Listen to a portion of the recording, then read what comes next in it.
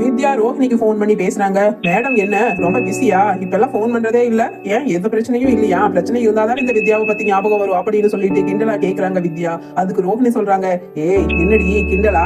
அதெல்லாம் ஒண்ணும் இல்ல, கொஞ்சம் மனோஜோட ஷோரூம்ல வேலை, அதனாலதான் இங்க ஷோரூம்ல தான் இருக்கு அப்படின்னு ரோஹிணி வித்யா கிட்ட சொல்றாங்க. உடனே வித்யா சொல்றாங்க, அப்படியா ரோஹிணி, ரொம்ப சந்தோஷம். இங்க பக்கத்துல எங்க வீட்டுக்கு பக்கத்துல குடியிருக்கிற ஒரு அக்கா வாஷிங் மிஷின் எடுக்கணும்னு சொன்னாங்க, அதுதான் மனோஜோட ஷோரூம்க்கு கூட்டிட்டு வரலான்னு நான் வந்திருக்கேன். நல்லாதான் போச்சு, இங்க பக்கத்துல தான் இருக்கேன், நீ அங்கேயே ஷோரூம்லயே இரு, நான் வந்துடுறேன் அப்படின்னு சொல்லி கூட தன்னோட பக்கத்து வீட்டு அக்காவை கூப்பிட்டு அங்க ஷோரூம்க்கு போறாங்க வாஷிங் மிஷின் பாக்குறதுக்காக. அங்க ஷோரூம்ல விஜயாவோட போட்டோ கண்திருஷ்டிக்காக மாட்டி இருக்கிறத பார்த்த வித்யாவுக்கு சிரிப்பே அடக்க முடியல. அது மனோஜ் முன்னாடி சிரிச்சா தப்பாயிடுன்னு ரோஹிணியை தனியா கூட்டிட்டு போய், ரோஹிணி என்ன மாட்டி இருக்கிறது உங்க மாமியாரோட போட்டோ மாதிரியே இருக்கு, எப்படி அவங்களோட உருவத்தை இப்படி மாட்டி இருக்கீங்க கண்திருஷ்டிக்காக அப்படின்னு சொல்லிட்டு சிரிக்கிறாங்க வித்யா ரோஹிணி கிட்ட.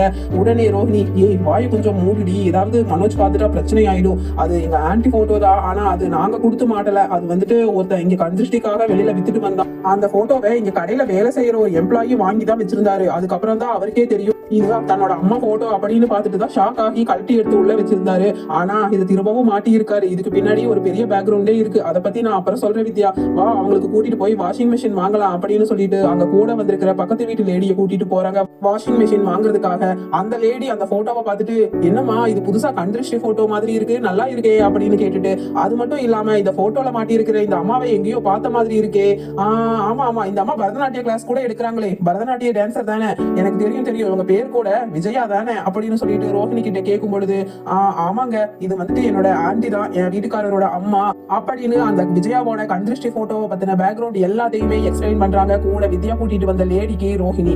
உடனே அந்த லேடி சொல்றாங்க, எப்படிமா இதை இப்படி மாட்டி நீங்க அது மூலியமா கண்திருஷ்டி கழிஞ்சு வருமானம் வர்றதை விட இந்த படம் பாவம் உங்க ஆன்டியோடதை இப்படி மாத்தி யாரோ பணம் சம்பாதிச்சிட்டு இருக்காங்க, நீங்க எப்படி இதை விட முடியும், இது வந்துட்டு ரொம்ப தப்பான விஷயமாச்சே அப்படின்னு சொல்லிட்டு அந்த லேடி சொல்லும் பொழுது, ஆமா ஆன்டி தப்பான விஷயம் தான், ஆனா இது யாரு இப்படி மாத்துனாங்க, எப்படி இன்டர்நெட்ல இது பரவுச்சு அப்படிங்கறதையெல்லாம் எப்படி ஆன்டி கண்டுபிடிக்க முடியும் அப்படின்னு சொல்லிட்டு ரோஹிணி கேட்கும் பொழுது, அந்த வித்யா கூட்டிட்டு வந்த பக்கத்து வீட்டு லேடி சொல்றாங்க, அம்மா இதை வந்து என் பையன் அந்த டிடெக்டிவ் டிபார்ட்மெண்ட்ல தான் இருக்கான், அது மட்டும் இல்லாம அவன் கிரிப்டோகிராஃபில பெரிய ஆளு, இன்டர்நெட்ல யாரு எந்த லொகேஷன்ல இருந்து இதை ஷேர் பண்ணியிருக்காங்க, அது மட்டும் இல்லாம இது எங்க தயாரிக்கிறாங்க அப்படிங்கறது எல்லாத்தையும் அவன் சிங்கிள் பாயிண்ட்ல கண்டுபிடிச்சிடுவான். சரி அவன் கிட்ட சொல்லி இந்த படம் எங்க ஒரிஜினலா ஸ்டார்ட் ஆகுதுங்கிறத நம்ம கண்டுபிடிச்சிடலாம் அப்படின்னு சொல்லி அந்த வித்யா கூட்டிட்டு வந்த லேடி சொன்ன உடனே ரோஹிணி சொல்றாங்க, அப்படியா ஆன்டி, சரிங்க ஆன்டி கண்டுபிடிச்சிடலாம், யாரு ஏதோ விஜயவாடால தான் இதுக்கான பெரிய ஃபேக்டரியே இருக்குன்னு சொல்லி அந்த விற்க வந்தவ சொன்னா, அதனால அங்கதான் ஆந்திரால தான் மெயினா இது பரவி இருக்கணும் அப்படின்னு சொன்ன உடனே, அதை விடுமா என் பையன் எவ்வளவு சீக்கிரம் கண்டுபிடிக்கணுமோ கண்டுபிடிச்சிடுவான், கண்டுபிடிக்கிறதோட மட்டும் விடாம எவ்வளவு பெரிய பரதநாட்டிய டான்சர் உங்க மாமியார், அவங்கள இப்படி கேவலப்படுத்தி அத இப்படி சேல்ஸுக்காக பணத்துக்காக பண்ணுன அந்த குரூப் யாருன்னு மான நஷ்ட வழக்கு போட்டு அவங்க மேல கோடிக்கணக்கான பணத்தை நீங்க வாங்குறதுக்கு கூட வாய்ப்பு இருக்கு அப்படின்னு அந்த லேடி ரோஹிணி கிட்ட சொல்றாங்க. உடனே ரோஹிணி இத பத்தி போய் மனோஜ் கிட்ட சொன்ன உடனே, என்ன ஆன்டி சொல்றீங்க, எங்க அம்மாவை இப்படி மான நஷ்டப்படுத்துறது யாருன்னு கண்டுபிடிச்சு அவங்க மேல நம்ம கேஸ் கொடுத்தோம்னா கோடிக்கணக்கில் பணம் கிடைக்குமா அப்படின்னா, சரிங்க ஆன்டி உங்க பையன் கிட்ட நம்ம இதை பத்தி பேசலாம் அப்படின்னு மனோஜ் சொல்லி கூட்டிட்டு போறாங்க. அந்த பையன் அதுதான் அந்த லேடியோட பையன் பெரிய வேலையில இருக்காரு, கிரிப்டோகிராஃபில நிறைய படிச்சு, அதனால மனோஜ் அதை பத்தி சொன்ன உடனே அந்த பையன் கண்டுபிடிச்சிடுறாரு. உடனே இந்த போட்டோவோட நெட்ல பரவன URL கண்டுபிடிச்சு அங்க யாரு ஆந்திராவில இதை ஃபர்ஸ்ட் இப்படி கிரியேட் பண்ணது அப்படிங்கறத கண்டுபிடிச்சு மனோஜ் முன்னாடி கூட்டிட்டு வந்து நிறுத்திடுறாரு. அந்த லேடியோட பையன் விஜயாவோட போட்டோவை அப்படி கண்திருஷ்டி போட்டோவா மாத்தின அந்த கம்பெனியோட MD சொல்றாரு, நிறைய ப்ராஃபிட் ஆந்திராக்குள்ள அந்த போட்டோனால அவங்களுக்கு கிடைச்சிருக்கிறது எல்லாமே மனோஜ்க்கு அதுக்கப்புறம் தான் தெரிய வருது. உடனே மனோஜ் சொல்றாரு, என்னங்க நீங்க எங்களுக்கு 10 கோடி ரூபாய் கொடுக்கலன்னா எங்க அம்மா உங்க மேல மான நஷ்ட வழக்கு போடுவாங்க, ஏன்னா அவங்க எவ்வளவு பெரிய பரதநாட்டிய கிளாஸ் எடுக்கிற பரதநாட்டிய டான்சர் தெரியுமா, அவங்களை இப்படி கேவலப்படுத்தி கண்திருஷ்டி பொம்மையா வித்ததுக்கு உங்க மேல கண்டிப்பா எங்க அம்மா கேஸ் போட்டு கோடிக்கணக்கான ரூபாய் நீங்க அதுக்கு நஷ்டஈடா கொடுக்க வேண்டியது வரும் அப்படின்னு சொன்ன உடனே அந்த கம்பெனிக்காரர் சொல்றாரு, ஐயோ தம்பி அப்படி எல்லாம் பண்ணிடாதீங்கப்பா, ஆரம்பத்துல பாத்தீங்கன்னா எங்களுக்கு அது உங்க அம்மாவோட போட்டோன்னு தான் தெரியாதுப்பா, தெரியாம நல்லா இருக்கே இந்த போட்டோ அப்படின்னு சொல்லிட்டு தான் அதை கண்திருஷ்டி பொம்மையா நாங்க தயாரிச்சோம், ஆனா அதுக்கப்புறம் நல்ல ரீச் இருந்துச்சு இங்க ஆந்திராக்குள்ள, ஏன்னா அதை வாங்கி வச்ச ஒவ்வொரு கடையிலையும் வருமானம் பிச்சுக்குதுன்னு சொல்லிட்டு நிறைய ஆர்டர்ஸ் கொடுத்தாங்க, இதனால நாங்க நிறைய கோடிக்கணக்கில் லாபம் சம்பாதிச்சிட்டோம் இந்த 2 மாசத்துல, இப்பதான் இது தமிழ்நாட்டை ரீச் ஆகி உங்க கடைக்கு வந்ததுக்கு அப்புறம் தான் எங்களுக்கு தெரிய வருது இது உங்க அம்மாவோட போட்டோ தான், அதுக்கு முதல்ல நாங்க மன்னிப்பு கேட்டுக்கிறோம்ப்பா, அதனால தயவு செஞ்சு இந்த கேஸ் அது இது நல்லா போக வேண்டாம், எல்லாமே நம்ம பேசியே முடிச்சுக்கலாம் சரியா அப்படின்னு சொல்லிட்டு கேக்குறாரு அந்த கம்பெனிக்காரர். உடனே மனோஜ் சொல்றாரு, இத பத்தி எல்லாம் நீங்க பேசி முடிக்கணும்னா நான் எங்க அம்மா கிட்ட பர்மிஷன் கேட்டுட்டு தான் எப்படியாவது முடிவு பண்ணுவேன். ஏன்னா உடனே நீங்க இப்ப வித்த இந்த போட்டோஸ் எல்லாம் வாபஸ் வாங்கல அப்படின்னா நாங்க மறுபடியும் கேஸ் கண்டிப்பா போடுறது உறுதி அப்படின்னு மனோஜ் சொன்ன உடனே, அப்பா கேஸ் எல்லாம் வேண்டாம்ப்பா, உங்க அம்மா கிட்ட போன் பண்ணி கொடுங்க, நாங்களே பேசுறோம் அப்படின்னு சொல்லிட்டு அந்த கண்திருஷ்டி பொம்மை தயாரிச்ச கடையோட ஓனர் சொல்றாரு. உடனே மனோஜ், சரிங்க பணம் கொடுத்துட்டீங்கன்னா வேணும்னா நாங்க இதை அப்படியே வாபஸ் வாங்காம நீங்க சேல்ஸ கண்டினியூ பண்ணிக்கங்கன்னு சொல்லி விடுறோம் அப்படின்னு சொல்லிட்டு சொல்றாரு. அது மட்டும் இல்லைங்க, நான் இதை பத்தி எங்க அம்மா கிட்ட பேசணும். ஏன்னா எங்க அம்மாவோட பெர்மிஷன் இல்லாம நீங்க இப்படி எங்க அம்மாவோட போட்டோவை மாத்தி வித்துட்டு இருக்கிறது அவங்களுக்கு தெரிஞ்சு அதனால ரொம்ப கஷ்டப்பட்டுட்டு இருக்காங்க. அதனால நீங்க பணம் கொடுக்கற விஷயத்த எங்க அம்மா கிட்ட சொல்லிட்டீங்கன்னா அவங்க கொஞ்சம் திருப்தி ஆயிக்குவாங்க. அதனால நான் அம்மாட்ட பேசிட்டு உங்களுக்கு முடிவு சொல்றேன் அப்படின்னு சொல்லிட்டு மனோஜ் விஜயாக்கு போன் பண்ணி சொல்றாரு. அம்மா, நான் இங்க ஆந்திரால தான் இருக்கேன். அதுதான் உங்களை கண்திருஷ்டி பொம்மையா மாத்தி கடையில வியாபாரம் பண்ணான்ல, அவன் யாருங்கிறது எங்க முதல்ல தயாரிச்சாங்கிற இடத்த கண்டுபிடிச்சாச்சு. நான் இங்க வந்துட்டேன், அங்க இருந்துட்டு தான் உங்களுக்கு கூப்பிடுறேன் அப்படின்னு சொல்லிட்டு மனோஜ் சொல்றாரு.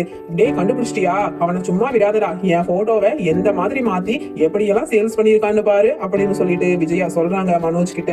உடனே மனோஜ் சொல்றாரு, அம்மா அவசரப்படாதீங்க, நமக்கு இந்த விஷயத்துல பெரிய லாட்டரி அடிச்சிருக்கு அப்படின்னு சொல்லிட்டு மனோஜ் சொல்றாரு. உடனே விஜயா பணம்னு சொன்ன உடனே வாயை பொழந்துட்டு, என்னடா லாட்டரியா, என்னடா சொல்ற அப்படின்னு சொல்லிட்டு மனோஜ் கிட்ட கேக்குறாங்க விஜயா. உடனே மனோஜ் சொல்றாரு, ஆமாம்மா, ஆரம்பத்துல நானும் இந்த ஆளை உண்டுலன்னு பண்ணி விடணும்னு சொல்லிட்டு தான் இங்க ஆந்திரா பக்கம் வந்தேன். ஆனா இங்க விஜயவாடா வந்ததுக்கு அப்புறம் தான் தெரியுது பெரிய பெரிய நிறைய குடோனே இருக்கும் போல உங்க போட்டோவை இப்படி ரெடி பண்றதுக்கு. அது மட்டும் இல்லாம உங்க போட்டோவை இங்க ஆந்திரால கண்திருஷ்டிக்காக மாற்றுறதுக்காக விரும்பி வாங்கிட்டு போற கடைகள்ல எல்லாம் வியாபாரம் பிச்சுக்கு தான். அதனால இவங்க யாருமே ரொம்ப விரும்பி தான் இந்த போட்டோவை வாங்கிட்டு இருக்காங்க. சேல்ஸ் நல்லா போயிட்டு இருக்குமா, அதனால இங்க இந்த கடைக்காரர், அதுதான் இந்த போட்டோவை தயாரிச்சாரு இல்லையா, அவர் சொல்றாரு, நான் 10 கோடி ரூபாய் பணம் கொடுத்துட்றேன், அதனால என்ன தயவு செஞ்சு இந்த கேஸ் அது இதெல்லாம் அலைய விட்டுறாதீங்கப்பா. அது மட்டும் இல்லாம இந்த போட்டோவோட ஓனர்ஷிப்பை எனக்கே எழுதி கொடுத்துடுங்க அப்படின்னு சொல்லிட்டு சொல்றாரு மனோஜ் விஜயா கிட்ட.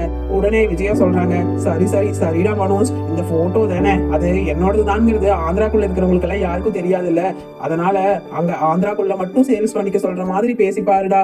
அது மட்டும் இல்லாம அந்த பணம் 10 கோடி ரூபாய் கொடுத்துருவாங்கல்ல, அதுல எந்த பிரச்சனையும் இல்ல. 10 கோடி ரூபாய் கொடுக்குறாங்க, போனா போகட்டும், வச்சுட்டு போறாங்க, அந்த போட்டோ தானே, அதனால எனக்கு எந்த கவலையும் இல்லடா அப்படின்னு உடனே மாறிடுறாங்க பணத்துக்காக விஜயா. உடனே மனோஜும், சரிங்க, எங்க அம்மா அவங்களோட போட்டோவை நீங்க இப்படி கண்திருஷ்டி பொம்மையா மாத்தி விக்கிறதுக்கு ஒத்துட்டாங்க, உங்களுக்கு கையெழுத்து கூட ஓனர்ஷிப் இது போட்டு கொடுத்துறேன்னு சொல்லிட்டாங்க அப்படின்னு சொல்லிட்டு மனோஜ் பணம் 10 கோடி ரூபாய தன்னோட அக்கௌண்ட்ல போட சொல்லி அக்கௌண்ட் நம்பரும் கொடுத்துட்டு அங்க ஆந்திரால இருந்து கிளம்பி இங்க வீட்டுக்கு வந்துடுறாரு. இங்க வீட்டுல முத்துக்கு இதை பத்தின இன்ஃபர்மேஷன் தெரிய வேண்டாம்னு விஜயா கிட்ட சொல்லி வச்சிடறாரு. ஏன்னா முத்துக்கு இந்த நியூஸ் தெரிஞ்சா ரொம்ப கேவலமா நம்மள மதிக்காம நடந்துக்குவான். ஏன்னா பணத்துக்கு வேண்டி அம்மா இப்படி கேவலமா அவங்களோட போட்டோவை ரொம்ப கேவலப்படுத்தி விக்கிறது கூட ஒத்துட்டாங்களே அப்படின்னு சொல்லிட்டு விஜயா மேல இருக்கிற மரியாதை ரொம்ப குறைஞ்சிடும் அப்படின்னு நினைச்சிட்டு மனோஜும் விஜயாவும் வெளியில சொல்லாமையே இருக்காங்க. உடனே பணம் 10 கோடி ரூபாய் மனோஜோட அக்கௌண்ட்டுக்கு வந்துருன்னு சொல்லிட்டு விஜயாவும் மனோஜும் ரொம்ப பெரிய பெரிய கனவு எல்லாம் காங்க ஆரம்பிக்கிறாங்க.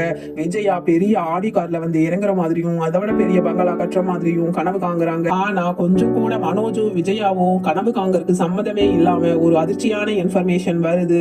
ஆமாங்க, விஜயாவை அரெஸ்ட் பண்ண சொல்லி அங்க ஆந்திரால இருந்து நிறைய பெரிய பெரிய போலீஸ் ஆபீசர்ஸ் கொண்ட படை வருது இங்க விஜயாவோட வீட்டை தேடி அரெஸ்ட் செய்யறதுக்காக. ஏன்னு பார்த்தோம்னா அங்க ஆந்திராவில கிட்டத்தட்ட நிறைய குழந்தைங்க, ஆயிரக்கணக்கான குழந்தைங்க வாந்தி பேதி மயக்கம் எல்லாம் வந்து ஹாஸ்பிட்டல்ல அட்மிட் ஆகி இருக்காங்க. ஏன்னு பார்த்தோம்னா அந்த படத்தை பார்த்த எல்லா குழந்தைகளுக்குமே அப்படி வாந்தி பேதி வந்துடுது. பணத்துக்காக, சுயநலத்துக்காக, தன்னுடைய வருமானத்துக்காக தன்னோட போட்டோவை இப்படி கேவலப்படுத்தி வியாபாரப்படுத்தி அது மூலியமா கோடி கணக்குல சம்பாதிச்சதா விஜயா மேல வழக்கு பதிவு பண்ணி போலீசார் விஜயாவை கைது பண்றதுக்கு வர்றாங்க. உடனே முத்து, ஸ்ருதி, ரவி, அண்ணாமலை எல்லாருமே ஷாக் ஆகி போலீஸ் கிட்ட வாக்குவாதம் பண்றாங்க. உடனே போலீஸ்காரர்கள் அங்க இருக்கிற டாக்குமெண்ட்டை காமிச்சு, இங்க பாருங்க உங்க ஒய்ஃப் கையெழுத்து போட்டு கொடுத்திருக்காங்க, இவங்களோட புகைப்படத்தை இப்படி கண்திருஷ்டி பொம்மையா மாத்தி விற்பனை செய்யறதுக்கு 10 கோடி ரூபாய் வாங்கிட்டு தான் கொடுத்திருக்காங்க. அப்போ அதனால வர்ற கஷ்டத்துக்கும் இவங்க தான் பொறுப்பேத்து பழி திங்கிறதுக்கு ஜெயிலுக்கு வந்துதான் ஆகணும் நடமா அப்படின்னு போலீஸ்காரங்க எடுத்துட்டு போறாங்க. உடனே விஜயா மனோஜை பார்த்து, டே எல்லாம் உன்னாலதான்டா அப்படின்னு கதறாங்க. அது மட்டும் இல்லாம அண்ணாமலை கிட்ட, எனக்கு காப்பாத்துங்க, எனக்கு எஞ்சுறாங்க. விஜயா அங்க